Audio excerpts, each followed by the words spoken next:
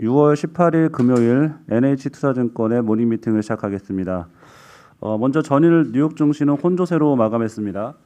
다우지수와 S&P 500이 0.62%, 0.04% 내린 반면 나스닥 지수는 0.87% 상승했습니다. 섹터별로는 에너지가 3.5% 하락했고 금융이 2.9%, 소재는 2.2% 내렸습니다. 반면 테크놀로지와 헬스케어가 각각 1.2%, 0.8% 올랐습니다. 미국채 금리 하락으로 대형 기술주가 동반 상승하며 나스닥 지수 상승을 이끌었습니다. 반면 금융주는 이자 마진 축소 우려로 하락했고 중국의 개입에 따른 원자재 가격 하락으로 소재와 산업재 등 관련 주식은 약세를 보였습니다. 네, 오늘 저희가 준비한 자료는 총 4개입니다. 먼저 주식 전략 자료부터 듣겠습니다. 금요일에 미래 보는 주간 투자 전략 김영환 권하면 연구원입니다. 네, 주간 투자 전략 말씀드리겠습니다.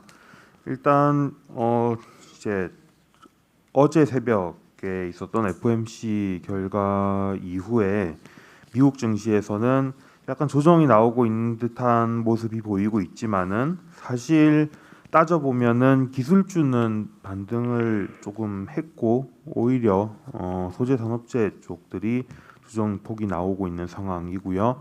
그리고 금리는 오히려 이후에는 조금 하향 안정이 되는 모습들이 보이고 있는 걸로 봐서는 FOMC의 충격이 그렇게 시장의 흐름을 바꾸는 역할을 하고 있지는 않다라는 생각이 들고요. 한국 증시 입장에서도 여전히 기존의 전망을 유지할 만한 상황이라고 생각을 하고 있습니다. 지금 글로벌 경제 정상화에 힘입어서 한국 기업들의 이익 전망이 여전히 개선세가 유지되고 있고 여기에 힘입은 주가 지수의 완만한 상승 흐름은 여전히 지속될 거라고 생각을 하고 있습니다. 지금 조금 이제 상승폭이 아주 빠르지 못하게 만드는 요인이 결국은 한국의 IT 자동차의 조금 출하량에 대한 걱정 부분인 것 같은데요. 이 비메모리 반도체 부분의 쇼티지에 대한 노이즈 요인들이 계속해서 나오고 있습니다. 최근에 이제 대만에서 코로나 확진자가 늘어나는 부분들이 좀 걱정거리였는데 이거는 이번 주 들어서는 대만의 일간 확진자 수가 200명 이하로 조금 낮아졌고요.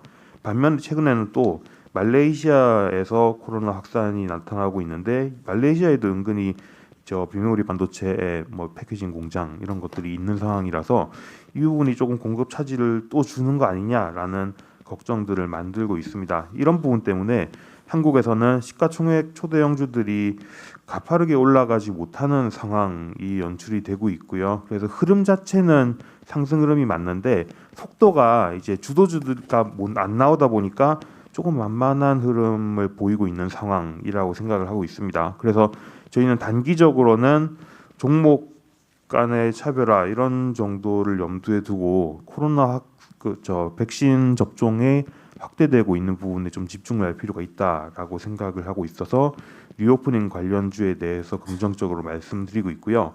그리고 3분기 전체 기간을 놓고 보면은 여튼 비메모리 반도체 쇼티지는 백신 접종이 확대가 되는 거에 따라서 점진적으로 완화될 수밖에 없다라고 생각을 하고 있고 이 부분이 출하가 지금 지연되고 있으면 지금 당장의 기업들의 실적에는 좋지는 않지만은 오히려 이연 수요 효과가 출하량이 복귀되는 시점에는 오히려 나타나지 않겠느냐라고 생각해서 3분기 전체로 보면 IT와 자동차에 대해서 여전히 긍정적으로 생각을 하고 있습니다.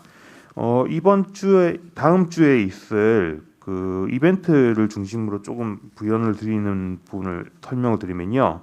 다음 주에는 이제 5월 PC 물가 지수가 발표가 되고요. 그리고 미시건대의 기대 인플레이션 서베이가 발표가 됩니다. 근데 지금 FOMC 이후에 연준이 여튼 테이퍼링의 논의에 대한 논의를 시작을 하고 그런데 물가에 대해서는 조금 여튼 지금의 물가 상승세는 일시적일 것이다. 이런 생각들을 여전히 갖고 있는 걸로 봐서는 향후의 연준의 테이퍼링 스케줄이 앞으로의 물가 전망이 어떻게 계속 바뀌어가느냐라는 거에 좀 관련이 될 거라고 생각하기 때문에 이쪽 물가 지표들에 대한 주목도가 높을 거로 생각을 하고 있고요. 최근에 인플레이션에 대한 서베이 내지는 그 브레이크 이븐 인플레이션 레이트, 기대 인플레이션 이런 것들을 보면은 5월 중순 이후에 조금 피크아웃하는 모습들이 나타나고 있거든요. 그러니까 3월에서 5월까지의 물가 기저가 줄어드는 부분이 지금 반영되고 있다. 이렇게 생각을 하면은 어느 정도 다음 주에 나올 물가 이벤트들은 조금은 긍정적인 요인이 되지 않겠느냐라고 생각을 하고 있습니다. 네, 이어서 환율 말씀드리겠습니다. 네, 환율 쪽 말씀드리겠습니다. 6월 FOMC는 이제 환율 시장에서 달러 강세 재료로 소화되고 있는 상황이고요. 유로화 그리고 원화 포함해서 이머징 통화 약세 보이고 있습니다.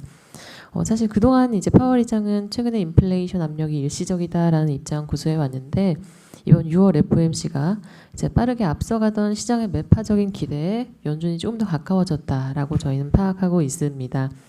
단기적으로는 미국의 통화정책 정상화에 대한 경계감이 달러 지수의 지지력을 제공할 것으로 전망을 하고 있고요.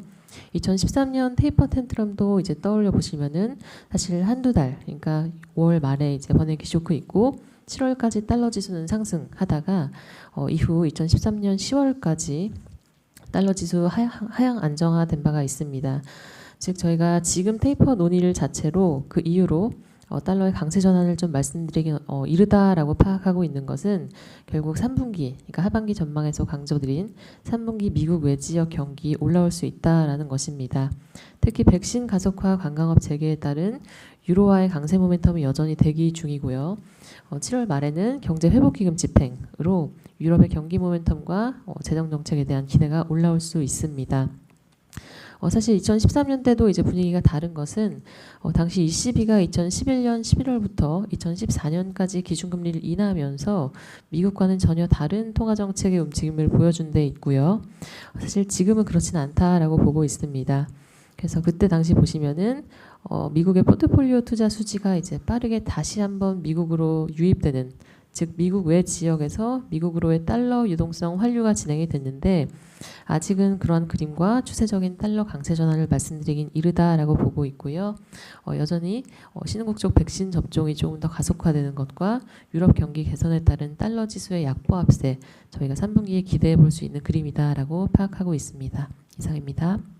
네, 그 시장 전략 관련해서는 요새 코스닥 지수가 많이 올랐잖아요. 다시 뭐 한 2달 만에 1,000포인트 넘었던데 관련해서 좀 어떻게 보고 계신지 전망도 같이 좀 말씀해 주세요.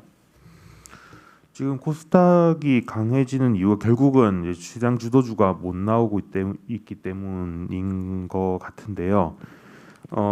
지금 사실 이제 순환매가 계속 빠르게 돌고 있는 상황이고 특히 이제 소재 산업재의 랠리가 강하게 연초 이후에 분출한 이후에 일단 원자재 가격이 조금 쉬어가는 모습들이 나타나고 또 계속해서 원자재 가격이 높은 수준이 진행이 되면은 이게 최종 소비자한테 전가되는 게 쉽지 않을 것이다. 이런 전망이 나오면서 순환매가 돌고 있는 상황인데 여기서 이게 IT랑 자동차 쪽으로 잘 돌아가려면 공급망 차질 부분에 대한 걱정이 조금 빨리 없어졌어야 됐던 것 같거든요. 근데 그게 잘 안 되고 있기 때문에 결국 사람들이 시장의 기회를 다른 더 작은 종목들로 갈 수밖에 없는 상황이 돼 있는 것 같고요. 그런 부분들이 그동안 뭐 헬스케어 이런 주식들도 상당히 많이 쉬었고 앞으로는 좀 기회가 나오지 않겠느냐 이런 관점에서 접근을 하시는 것 같고요. 어느 정도는 조금 그런 시간이 이 순환매가 좀 더 지속될 수 있는 시간이 있는 것 같기는 합니다. 근데 한두 달 정도는 그런 일들이 유지가 될 수 있다는 생각을 하고요. 다만 저희가 3분기 전체 기간으로 보면 여전히 IT 자동차가 다시 주도주로 복귀하지 않겠느냐. 그래서 순환매가 조금 계속해서 빠를 수 있고 지금 시점은 중소형주 코스닥에 좀 유리한 상황이고 그게 한두 달 정도는 조금 지속될 수도 있겠다라는 생각은 하고 있고요. 다만 아주 길거나 이게 장기간 흐름이 되지는 않을 거다라는 생각입니다. 저희가 오늘 자료에서 보면은 코스피 밸류에이션 부담 완화가 상승 요인으로 이제 꼽고 있고, 근데 이제 밸류에이션을 보면 PER 밸류에이션 같은 경우에 2005년 이후 분포 상위 10% 수준이라고 이렇게 또 적혀 있는데 좀 어떤 측면에서 이제 저희가 밸류에이션 부담이 완화되는지 좀 설명이 필요할 것 같습니다. 사실 이제 그 2020년 이후에 그 저금리 상황 때문에 PER 자체가 아주 예전 수준에 비해서는 높은 고공행진을 하고 있는 건 사실인데요. 사실 올해 1월 달에 PER이 15배, 12개월 선행 기준으로 15배까지 갔었고 그게 사상 최고 수준이었거든요. 근데 거기에 비해서는 상당히 많이 완화가 된 상황이라고 보실 수가 있고요.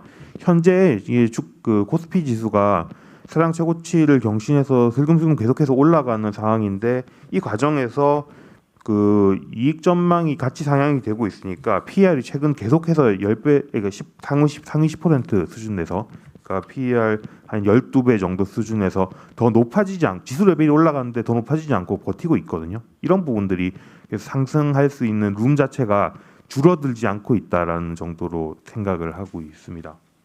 네, 이어서 채권 전략입니다. 박민수 연구원. 네, 채권 시장 외국인 동향 자료입니다. 6월 상반월 동안 외국인의 원화 채권 보유 잔고가 약 3.9조 원 증가하면서 이제 180조 원도 돌파를 했습니다. 만기별로는 여전히 2년 이하 단기 구간에 순매수의 60% 이상이 집중되는 모습이었습니다. 최근 한국은행의 연내 금리 인상 가능성이 높아지면서 국내 선도 금리와 단기 금리가 모두 오르고 있는데요. 외국인 입장에서는 환 헤지 코스트가 오르고 있기 때문에 재정 거래 유인은 축소되고 있습니다. 다만 그럼에도 불구하고 단기 금리가 올랐기 때문에 대내외 금리 차 관점에서는 외국인의 투자 유인이 오히려 확대되었다라고 보고 있습니다. 한편 외국인 투자자는 60% 이상이 장기 투자자인데 국고채 단기물로 계속해서 자금이 쏠리고 있는 이유는 주요 선진국의 통화정책 정상화를 앞둔 시점에서 장기물 투자를 잠깐 밀어놓고 있기 때문으로 보고 있습니다. 그렇기 때문에 이러한 가파른 자금 유입세가 영원히 지속될 것이다라고 보지는 않지만 지금 시점에서는 아직까지는 주요 선진국의 통화정책 정상화 과정이 본격적으로 시작되지 않은 상황이고 그에 비해서 대내외 금리 차를 보면 굉장히 많이 차이가 나 있다라는 관점에서 당분간은 외국인 자금 유입세가 지속될 것으로 보고 있습니다. 이상입니다. 네, 다음은 산업기업 분석 리포트입니다. 먼저 유틸리티 신재생에너지 산업 이민재 연구원입니다. 네, 최근에 해상풍력 관련된 그 수주들이 좀 많이 나오고 있는 상황이고요. 그래서 올스테드는 어떤 시공사와 그 해상풍력을 하고 있는가에 대해서 좀 찾아봤습니다. 그래서 관련된 자료를 작성해봤고요. 올스테드 같은 경우는 DEM이라고 하는 해상풍력 설치, 그다음에 항만 조성, 유류가스 같은 사업을 하고 있는 글로벌 EPCI사와 계속 프로젝트를 진행 중입니다. 특히 해상풍력 같은 경우는 뭐 터빈뿐만 아니라 하부 구조물, 그다음에 해양 변전소, 해저 케이블 같은 쪽을 담당을 하고 사실 거의 전 영역을 담당하고 있다고 보시면 될 것 같고요. 해상풍력 설치의 가장 핵심은 그 설치선이 어떤 규모로 있느냐입니다. 그래서 이 회사 같은 경우는 3.5만 톤급 해상풍력 설치선 2척과 그다음에 째꺼빠지선 0.2톤에서 0.8톤짜리 6척, 그다음에 해저 케이블 설치선 10,000톤짜리 1척 등을 보유하고 있고요. 뭐 그 외에도 다양한 선박들이 지금 현재 있는 상태입니다. 그래서 전체 매출 중에 해상풍력 비중은 40%가 넘어가고요. 그다음에 지역별로 당연히 유럽이 80% 가까운 수준으로 매출 발생이 되고 있습니다. 그리고 주요 프로젝트 같은 경우에도 네덜란드, 그다음에 영국, 그다음에 독일 같은 지역들의 유명 프로젝트들의 하부 구조물뿐만 아니라 터빈, 그다음에 내부 전력망, 그다음에 외부 전력망 케이블 같은 것들 계속적으로 수주를 하고 있고 그다음에 시공을 하고 있는 회사입니다. 국내에도 뭐 비슷한 그 형태로 이제 사업을 진행하고 있는 건설사가 하나 있고요. 현대건설과 현대스틸산업 100% 자회사인 현대스틸산업입니다. 지금 서남해상풍력 1단계 60메가짜리 최근에 시공 완료했고요. 그 다음에 탐나 해상풍력 실증 단지 역시나 하부 구조물과 시공을 모두 다 완료를 했습니다. 그다음에 스틸 산업 같은 경우에는 대만 해상풍력 프로젝트 하부 구조물 28기, 상강 M&T가 상강 M&T도 이제 수주를 받은 프로젝트인데 이쪽에 동일한 프로젝트의 하부 구조물 수주를 받아서 제작 중이고요. 그다음에 최근에는 이제 한림 해상풍력 100메가짜리 지분 투자 통해서 발전소 운영권 확보할 뿐만 아니라 관련 공사랑 하부 구조물도 지금 납품할 계획입니다. 지금 계속적으로 덴마크뿐만 올스테드뿐만 아니라 글로벌 해상풍력 기업들이 계속 국내에 MOU를 맺고 있는 상황에서 스틸산업 같은 경우에도 올스테드랑 협력관계 구축해서 국내뿐만 아니라 동아시아에서 이제 해상풍력 프로젝트에 대비할 거라고 보고 있고요. 전용 설치선 1.3만 톤짜리도 개발 중이기 때문에 뭐 대형 터빈 설치에도 크게 무리가 없다라고 보고 있습니다. 그래서 이렇게 이게 계속 프로젝트를 현대건설 중심으로 해서 선점하고 있다라는 거는 그 현대건설의 성장 축으로 해상풍력 시공이 이제 작용할 수 있다라고 좀 보고 있기 때문에 주목해 보셔야 된다라고 말씀드리고 있습니다. 네, 그 현대건설 내에서 해상풍력 프로젝트가 매출이나 수주에서 차지하는 비중이라든가 그다음에 향후 성장성 어떻게 봐야 되는지 기업 가치 측면에서 말씀 좀 추가로 해주세요. 일단은 현대건설이 사실 매출이 20조 이상 나는 회사고 지금 이 말씀드렸던 서남해 해상풍력 실증 사업 같은 경우는 2천억짜리 프로젝트였습니다. 그렇기 때문에 물론 현재 차지하는 비중은 굉장히 낮습니다. 근데 60메가짜리가 2천억 정도의 수주가 나왔던 거고 앞으로 우리나라에는 12,000메가 그러니까 12기가 이상의 해상풍력이 설치될 계획입니다. 뭐 실제로 지금 한전 발전자에서 중심으로 디벨로핑되고 있는 중인데 이런 프로젝트들 그러니까 200배 정도 커질 수 있는 시장이라고 보고 있고 이게 정부 계획상으로 2030년 대부분 상업운전 목표로 하고 있기 때문에 뭐 이 사업 규모는 충분히 포텐셜이 있다라고 보고 있습니다. 네, 이어서 A+Asset 발표합니다. 정준섭 연구원. 네, A+Asset이라는 회사 말씀드리겠습니다. 이 회사는 GA이고요. 그러니까 보험 대리점입니다. 그러니까 보험사는 아니고 이제 보험 상품을 판매하는 회사다라고 보시면 되고요. 작년에 이제 당사가 주관해서 상장했습니다. GA 중에서는 유일한 상장사입니다. 올해 업황은 이제 좋지 않습니다. 이제 가장 큰 이유는 사업비 규제 때문이고요. 이제 사업비 규제가 이제 신계약비 1,200%로 이제 제한하는 규제입니다. 이게 뭐냐면은 이제 GA가 이제 보험사 상품을 판매하면은 이제 시책이라고 이제 수당을 받습니다. 보험사부터 수당을 받는데 초년도 수당이 이제 월납 보험료의 1,200%로 이제 제한이 걸리는 겁니다. 이렇게 되면은 같은 건수의 상품을 팔아도 거기에 따라서 받는 이제 수익, 매출이 이제 제한이 되기 때문에 당연히 이익이나 이런 측면에서도 좀 감소할 수밖에 없다라고 보고 있고요. 거기다가 이제 올해 이제 하나생명과 미래에셋생명이 자회사주의 출범하면서 거기에 따른 경쟁 심화까지 예상이 됩니다. 올해 이익은 작년보다 한 37% 정도 감소한 136억 예상을 하고요. 대신 내년부터는 이제 이익이나 매출 실적이 좋아질 것으로 기대하고 있습니다.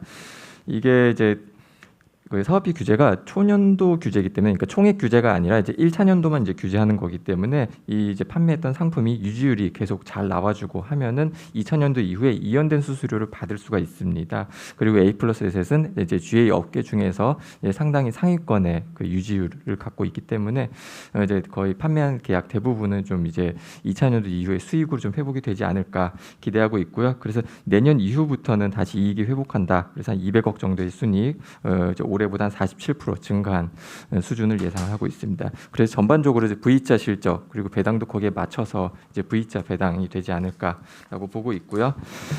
지금 이 회사 같은 경우 뭐 밸류에이션이나 이익 모멘텀이 그렇게 크지는 않습니다. 다만 이제 올해 실적이 저점이 될 가능성이 높기 때문에 이제 조정 시에는 관심 가져볼 만하다라고 판단합니다.